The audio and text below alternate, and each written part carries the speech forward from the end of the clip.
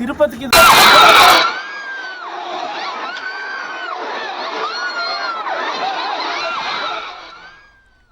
శ్రీకాకుళంలో విషాదకర ఘటన జరిగింది. కాశీబుగ్గ వెంకటేశ్వర స్వామి ఆలయంలో తొక్కిసలాట జరిగింది. ఈ ప్రమాదంలో 10 మంది ప్రాణాలు కోల్పోయారు, పలువురు భక్తులు గాయపడ్డారు. కార్తీక మాసం నేపథ్యంలో కాశీబుగ్గ వెంకటేశ్వర స్వామి ఆలయానికి భక్తులు పోటెత్తారు. ఈరోజు ఏకాదశి కావడంతో భక్తులు భారీ సంఖ్యలో తరలి వచ్చారు. రద్దీ కారణంగా ఆలయంలో ఉన్న రైలింగ్ ఊడిపోయి భక్తులు కింద పడిపోయారు. ఈ క్రమంలోనే భక్తులు ఆందోళనకు గురయ్యారు.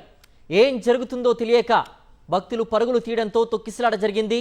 ఈ ఘటనలో 10 మంది మృతి చెందారు. మృతుల్లో ఎక్కువగా పిల్లలు ఉన్నట్లుగా తెలుస్తోంది. మృతుల సంఖ్య మరింత పెరిగే అవకాశం ఉన్నట్లుగా తెలుస్తోంది.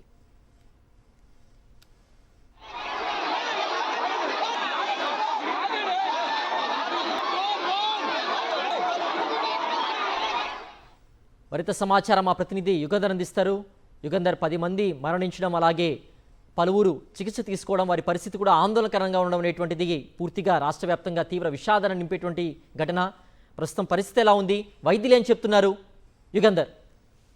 సిద్ధు, ఇక్కడ పరిస్థితి అయితే చాలా దయనీయంగా ఉంది, చాలా హృదయ విదారకంగా కనిపిస్తుంది. ఇది ఒక పెను సంఘటన, దుర్ఘటన, మాటలకి అందనటువంటి ఒక విషాదంగా మనం చెప్పుకోవచ్చు. ఈ రోజు కార్తీక ఏకాదశి భక్తి శ్రద్ధలతో దేవాలయ దర్శనాలు చేసుకోవాలి అని వీళ్ళంతా వస్తే ఇలా రకమైనటువంటి చావు కబురు వినాల్సి వస్తుంది అనేటువంటిది ఎవరు ఊహించినటువంటిది. అక్కడ ఉన్నటువంటి వీళ్ళ ఏడుపులంతా కూడా వింటూ ఉంటే అసలు మనం ఎలా ఉన్నాము అనేటువంటిది ఇదైపోతుంది.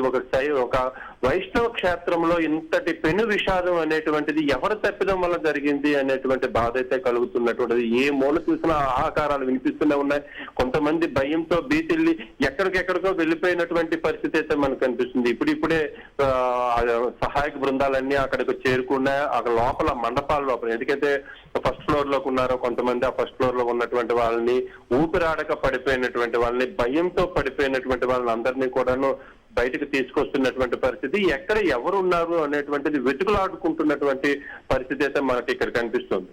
ఎందుకంటే ఆ ఘటన జరిగిన తర్వాత ఆ పైన చూస్తున్నాం కదా, ఫస్ట్ ఫ్లోర్ ఆ రైలింగ్ విరిగి పడిపోయి దాని మీద నుంచి వాళ్ళంతా కూడా కిందకి పడిపోయారు. ఆ స్టైర్ కేస్ నుంచి కిందకి పడిపోయారు. కింద ఒకరి మీద ఒకరు దొంతులుగా పడిపోవడంతో కిందనున్న వాళ్ళకి ఊపిరి అందనటువంటి పరిస్థితి. ఈ పెను విషాదంలో ఎవరు ఎటు తప్పించుకున్నారో, ఎవరు ఎటు వెళ్ళిపోయారో అనేటువంటిది కూడా తెలియనటువంటి పరిస్థితిలో వీళ్ళందరినీ కూడా వెతుకులాడుకున్నటువంటి పరిస్థితి. తల్లికి బిడ్డ లేనటువంటి పరిస్థితి, బిడ్డకి తల్లి లేనటువంటి పరిస్థితి, ఎవరు ఎటు వెళ్ళిపోయారో కూడా తెలియలేనటువంటి పరిస్థితి. ఆ చుట్టూ ఉన్నటువంటి కొబ్బరి తోటల్లో కొందరు తలదాచుకున్నారు. అక్కడ ఎటువంటి అపస్మారస్థితిలో ఉన్నారో, ఎట్లాంటి గాయాలతో ఉన్నారో కూడా తెలియనటువంటి పరిస్థితి. ఇప్పటికైతే పోలీసులు ఘటనా స్థలానికి చేరుకున్నారు. వీళ్ళందరినీ కూడాను సహాయక చర్యలు ముమ్మరం చేశారు. వీళ్ళని వివిధ ఆసుపత్రులకు తీసుకెళ్తున్నారు. ప్రభుత్వ ఆసుపత్రులతో పాటు ప్రైవేట్ ఆసుపత్రులు కూడా కొంతమందికి తీసుకెళ్తున్నటువంటి పరిస్థితి అయితే. ఇక్కడ మంత్రి అచ్చెన్నాయుడు ఇక్కడ చేరుకున్నారు. స్థానిక ఎమ్మెల్యే గౌతి శిరీష ఇక్కడికి చేరుకున్నారు. ఇప్పటికే గంటకాలంగా మాజీ మంత్రి సహాయతగా డాక్టర్ అయినటువంటి సీదిరి అప్పలరాజు కూడా చేసినటువంటి పరిస్థితి, సిపిఆర్ చేసినటువంటి పరిస్థితి, రెస్పిరేటరీ సిస్టమ్ బెలూన్స్ ద్వారా వాళ్ళకి గాలి అందించినటువంటివన్నీ కూడా మనం చూసాం. వాళ్ళందరికీ పల్స్ ఆడుతుందా లేదా అంతా కూడా చెక్ చేసి ఇమీడియట్ రిలీఫ్ అయితే, ఇమీడియట్ ప్రాథమిక చికిత్స అయితే అందించడానికి ఆయన బృందం అంతా కూడా ప్రయత్నాలు చేశారు. ఆయన సీదిరి అప్పలరాజుతో పాటు నగరంలో ఉన్నటువంటి ప్రైవేట్ డాక్టర్లు కూడా అక్కడికి చేరుకున్నారు. అయినప్పటికీ కూడా ప్రభుత్వ వైద్యులు ఎవరు కూడా ఇంకా చేరుకునేటువంటి పరిస్థితి అయితే లేదు. ఇక్కడ ఒక వైద్య శిబిరం ఏర్పాటు చేసినటువంటి పరిస్థితి అయితే మాకు ఇంకా ఇక్కడ కనిపించలేదు. ఇక్కడ పూర్తిగా కూడాను ఒక అన్కంట్రోల్డ్ సీన్ అనే మేము ఇక్కడ చూస్తున్నాము.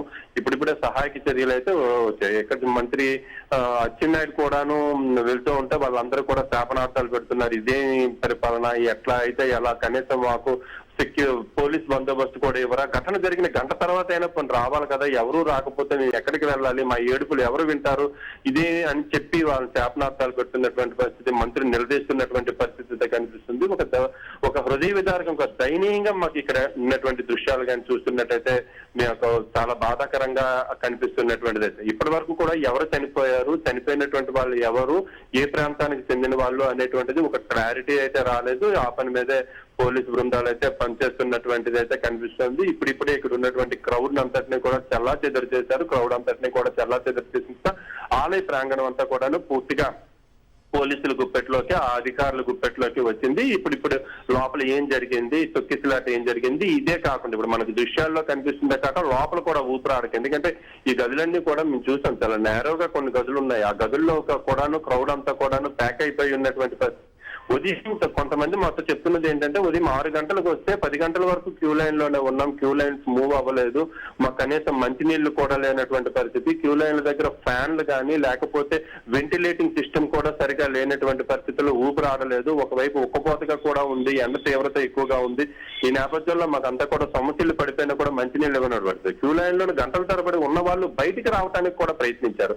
బయటికి రావడానికి కూడా ఎక్కడ కూడా ఎమర్జెన్సీ ఎగ్జిట్ పాయింట్స్ అయితే ఎక్కడ కనిపించలేదు. ఎమర్జెన్సీ ఎగ్జిట్ పాయింట్స్ కూడా లేకపోవడంతో కొంతమంది దాన్ని దూకే ప్రయత్నం చేశారు. ఆ దూకే ప్రయత్నంలోనే ఒక వ్యక్తి కింద పడిపోయారు. ఆ క్యూ లైన్ లోనే కింద పడిపోయిన వ్యక్తి ఎప్పుడైతే పడిపోయారు, ఇక్కడ ఏదో జరిగింది అనేటువంటి ఒక పుకార్ అయితే ఆ క్రౌడ్ లో వ్యాపించడంతో అందరూ కూడా ఇక్కడ గెంతేయడం మొదలు పెట్టారు. గెంతేయడంతో మనకు స్టెయిన్లెస్ స్టీల్ తోటి ఒక రైలింగ్ ని ఏర్పాటు చేశారు. ఆ రైలింగ్ అయితే బలంగా లేదు, జస్ట్ మన ఇళ్ల దగ్గర స్టేర్ కేస్ చేసినట్టే వేస్తున్నారు. అంత వేల మంది, వందల మంది వస్తున్నటువంటి దగ్గర చాలా బలమైనటువంటి నిర్మాణాలు ఉన్నాయి. ఇది నెక్స్ట్ క్రౌడ్ ఎక్కువగా ఉన్న చోట వెంటిలేషన్ సిస్టమ్ కూడా అందుకు తగ్గట్టుగా ఉండాలి, లేదంటే ఊపిరి ఆడదు.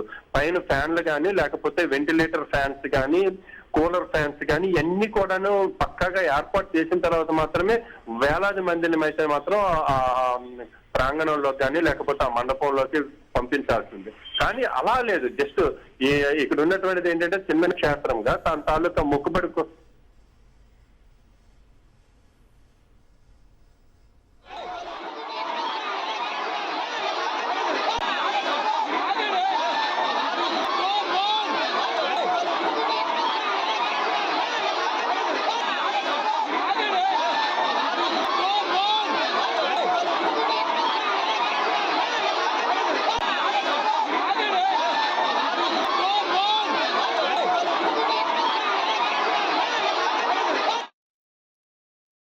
కుమ్మిసారండి. పడిపోయారు కావలేక, కాళ్ళు ఉండిపోయి మేము బయటికి రాలేకపోయాం. కాళ్ళు కుమ్మిసారు. దేవుడికి మొక్కుకొని అలా ఒక మరి దేవుడు అని వచ్చాము. జనాలు చచ్చిపోయి దెబ్బలు అయిపోయి హాస్పిటల్ అయిపోయింది. అట్లు తోసుకుని వచ్చారు. ముందుకున్నారేమో వెనక వచ్చిన పడిపోగానే మేము కింద ఉండిపోయినాము. ఒకరి మీద ఒకరు పడిపోయి వెళ్ళి వచ్చింది ఒక లైన్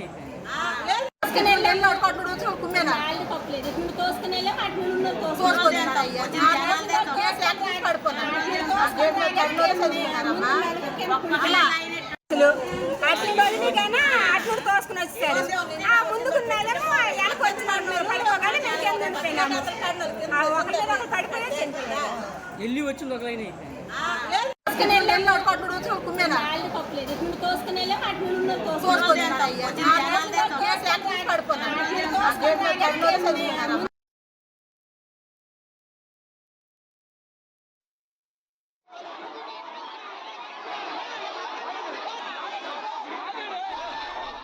కాశీబుగ్గ వెంకటేశ్వర ఆలయం ఉత్తరాంధ్ర చిన్న తిరుపతిగా భక్తులు భావిస్తూ ఉంటారు. ఈ ఆలయానికి మామూలు రోజుల్లో 2 నుంచి 3 వేల మంది భక్తులు వస్తూ ఉంటారు.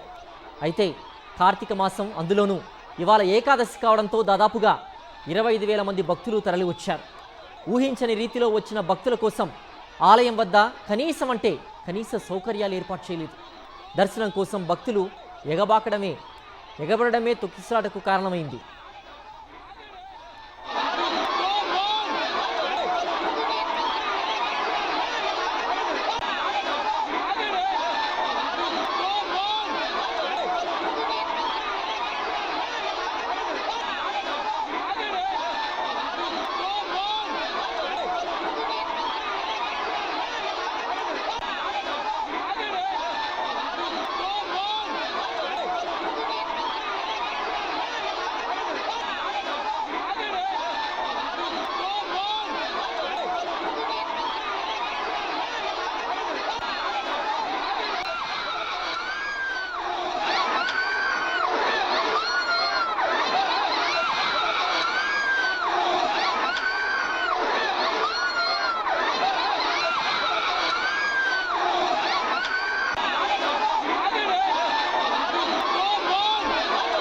కాశీబుగ్గ వెంకటేశ్వర స్వామి ఆలయం వద్ద తొక్కిసలాట జరిగి 10 మంది ప్రాణాలు కోల్పోవడం తెలుగు రాష్ట్రాల్లోనే విషాదం నింపింది.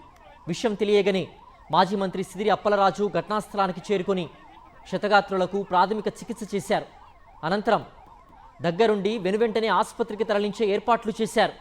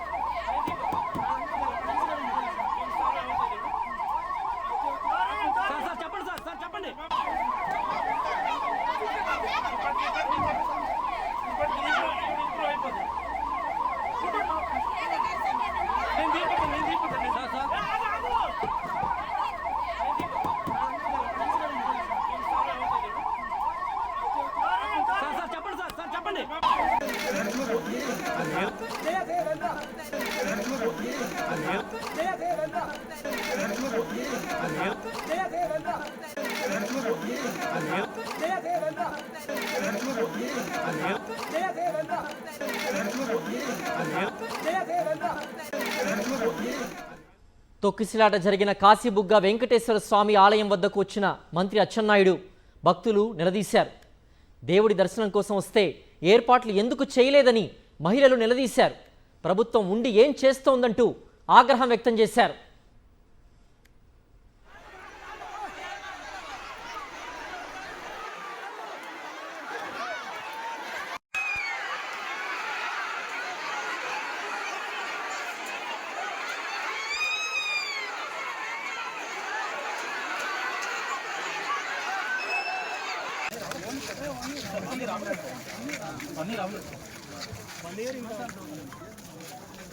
హరిముకుంద పండా అనే వ్యక్తి కాశీబుగ్గ వెంకటేశ్వర స్వామి ఆలయాన్ని నిర్మించారు.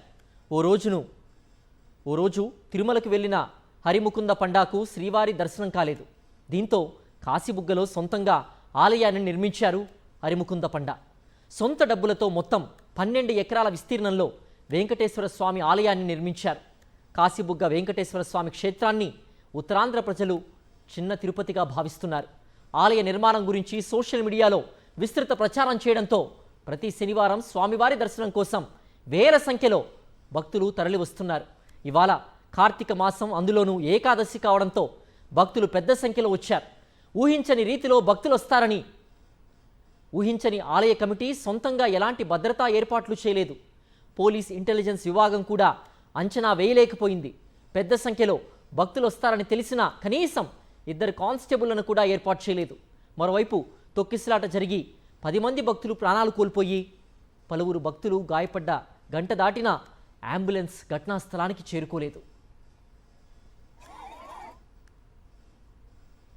వాళ్ళు గ్యాస్ స్టేజ్లో ఉన్నారు. సిపిఆర్ చేస్తే రిథమ్ అది రెస్టోర్ అయింది. ఇమీడియట్లీ గవర్నమెంట్ హాస్పిటల్ పంపించండి. I don't know the status right. So ఈ రకమైనటువంటి పరిస్థితి అత్యంత బాధాకరమైనటువంటి, పూర్తిగా ప్రభుత్వ వైఫల్యం కింద, పోలీసుల వైఫల్యం కింద దీన్ని నేనైతే వ్యక్తిగతంగా విమర్శించడానికి కాదు, కానీ పోలీసులు, ఎస్పీ గారు కూడా సీరియస్గా ఆలోచించారు. ఈ జిల్లాలో ఏం జరుగుతుంది, పోలీసులు జాబ్ చార్ట్ ప్రకారం రెస్పాండ్ అయిన పరిస్థితి ఉందా, లేకపోతే ఓన్లీ పొలిటికల్ వర్కే చేస్తున్నారనే దాన్ని ఒకసారి ఆయన రివ్యూ చేసుకోవాల్సినటువంటి అవసరం. మేమేమైనా ఓ మాట అంటే ఆయన అఫెండ్ అవుతున్నారు, పర్సనల్గా తీసుకుంటారు. ఇది ఎవరికి వ్యక్తిగతమైనటువంటి సంబంధం లేదు.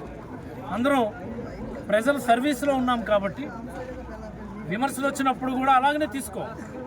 రివ్యూ చేసుకోండి. మీరు జాబ్ చార్ట్ ప్రకారం లా అండ్ ఆర్డర్ కంట్రోల్లో, మాబ్ కంట్రోల్లో, ఇంకోటి అకార్డింగ్ టు ద మాన్యువల్ వాళ్ళు పనిచేస్తున్నారా, లేకపోతే ఓన్లీ పొలిటికల్ వర్క్ మీదే బిజీగా ఉన్నారా అన్నటువంటి విషయాన్ని మీరు ఒకసారి చెక్ చేసుకుంటే అనేకమైనటువంటి వాస్తవాలు మీకు బయటపడతాయి. ఈ వైఫల్యం అంతటికీ కూడా ఎవరు బాధ్యత వహిస్తారా అన్నటువంటిది కూడా